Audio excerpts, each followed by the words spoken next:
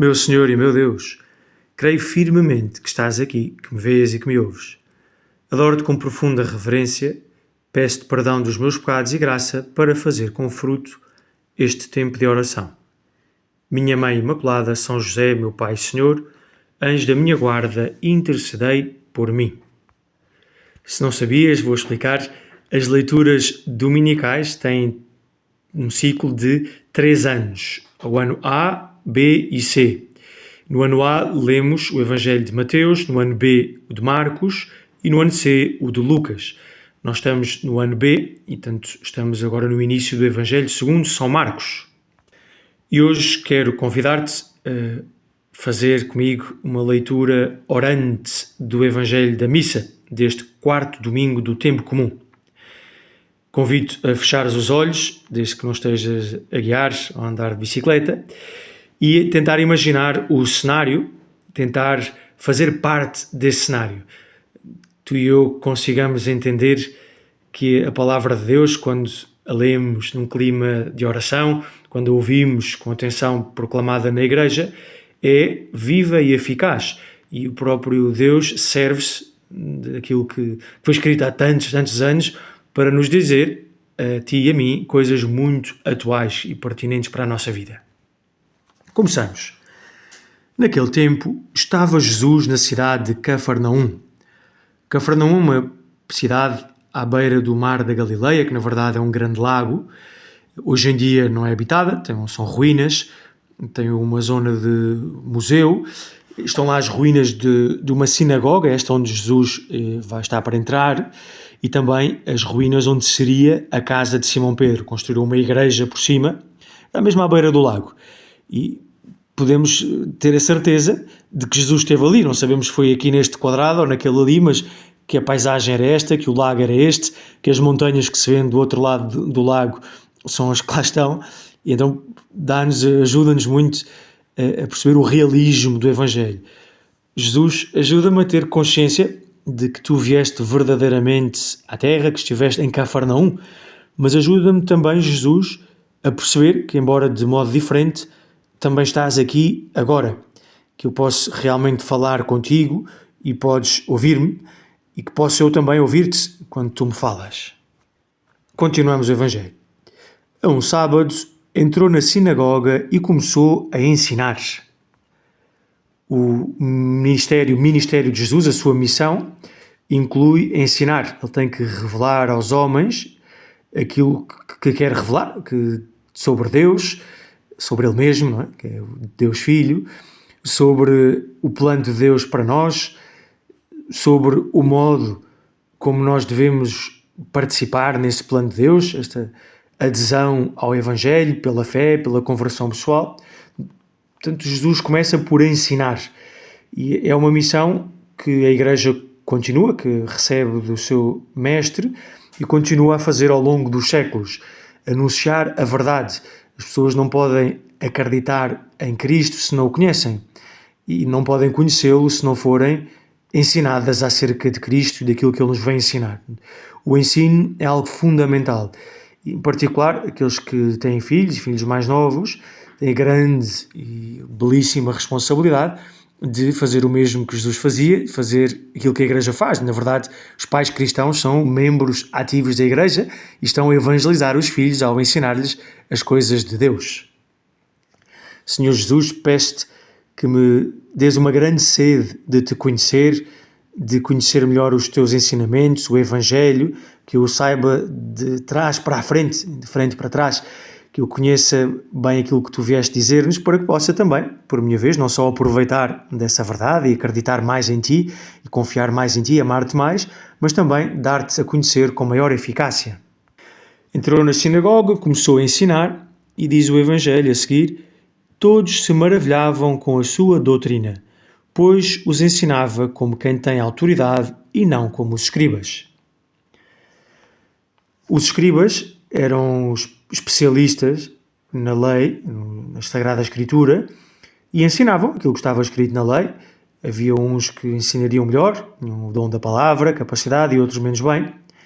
Mas aqui aponta algo diferente em Jesus, não é só que tem jeito para ensinar, ele tem jeito para a coisa, é que quando Jesus falava, as palavras vinham carregadas com um peso diferente. Diz unção, estavam ungidas.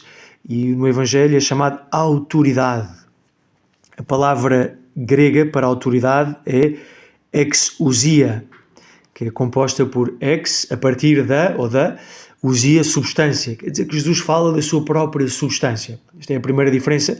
Nós podemos falar de Deus, mas falamos de outro. E Jesus fala dele mesmo. É o próprio Deus que está a dar testemunho de si. Mas ao mesmo tempo é a coerência de vida de Jesus, é esta unidade perfeita da vida de Jesus que dá autoridade também à sua palavra. E quando a palavra é pregada, quando nós ouvimos ou lemos, ao mesmo tempo o Espírito Santo atua na nossa alma. Ora, quando é o próprio Deus que está a falar por fora e está a falar por dentro, a sussurrar a nossa alma, nós percebemos como isto tem uma eficácia imensa. Mas esta autoridade também é possível de ser reconhecida na medida em que nós queremos ouvir, na medida que estamos abertos àquilo que o Espírito Santo nos quer segredar ao coração. Jesus, ajuda-me a estar atento à tua palavra, ajuda-me a entender que és tu que falas quando eu leio pausadamente a Bíblia, quando ouço as leituras na missa, e ajuda-me a estar aberto àquilo que me queres dizer, a não pôr obstáculos, a não estar bloqueado pelos preconceitos. Nisto, continua o Evangelho, apareceu naquela sinagoga um homem com um espírito impuro, que disse em altos brados: que tens que ver connosco, Jesus de Nazaré? Vieste para nos perder? Eu sei quem tu és, o Santo de Deus. Disse-lhe Jesus em tom severo: cala-te e sai desse homem.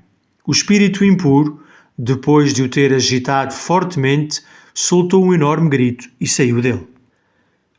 As possessões diabólicas são reais, existem também hoje.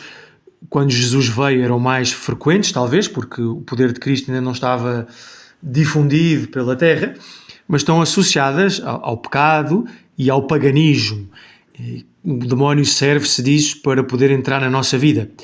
O demónio não tem poder nenhum, a não ser aquele que, como anjos, que foram criados bons, como todos os anjos, mas os demónios tornaram-se maus porque desobedeceram a Deus, revoltaram-se contra Deus e usam esse poder angélico que tinham para fazer o mal, de forma limitada, evidentemente, e só aquilo que Deus permite. Portanto, o demónio diante de Deus não pode nada.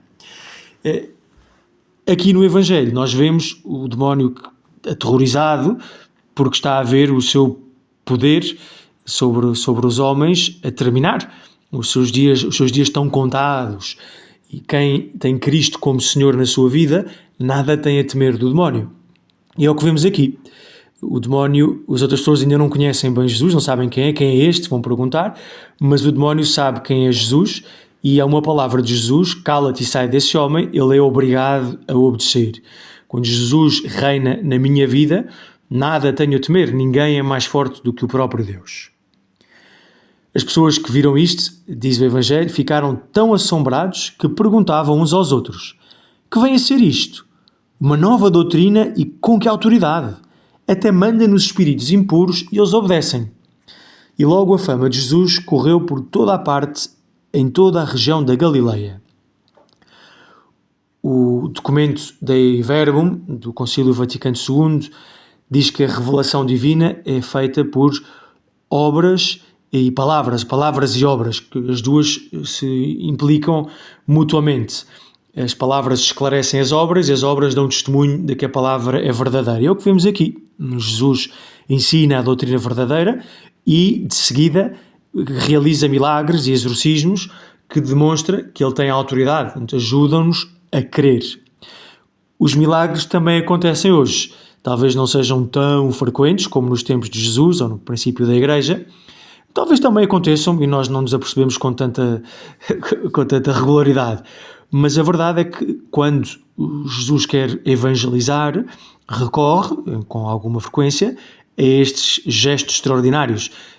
Mas o gesto mais maravilhoso, talvez não é tão gritante, mas funciona a longo prazo, com eficácia, é a caridade dos cristãos. Quando nós anunciamos Cristo, falamos de Jesus, queremos convencer os nossos amigos a virem conhecê-lo também, queremos que conheçam a igreja, que experimentem a beleza da reconciliação, etc. E os nossos amigos veem que na nossa vida reina Cristo, reina a caridade, então o nosso testemunho é credível e vão começar também a ficar assombrados, não por nós, mas por aquele mais poderoso e maravilhoso que vem operar através de nós. Dou-te graças, meu Deus, pelos bons propósitos, afetos e inspirações que me comunicaste nesta meditação. Peço-te ajuda para os pôr em prática. Minha Mãe Imaculada, São José, meu Pai e Senhor, anjo da minha guarda, intercedei por mim.